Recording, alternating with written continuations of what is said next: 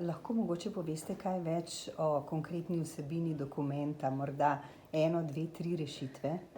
Dokument je obsežen, tako kot se zakonski predlog spodobi in prinaša tako primerjave z drugimi državami kot konkretne rešitve.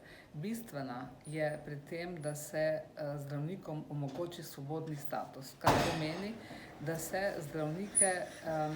zdravnikom omogoči, da se zaposlujejo pri različnih delodajalcih in tam opravljajo storitve v sklopu svoje usposobljenosti.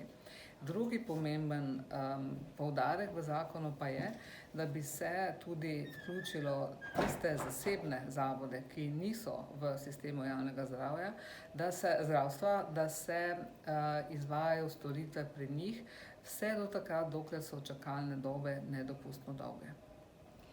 Torej gre v bistvu zakonski predlog v tej smeri, v kateri je tako zbornica kot pravzaprav tudi celotna koordinacija zdravniških organizacij že ves čas oziroma že zelo dolgo zagovarjala rešitve. Tako je. Moram povedati še to, da smo podoben zakonski predlog že izdelanim zakonom poslali na Ministrstvo za zdravje in predlagali, da ga vlada vloži v proceduro.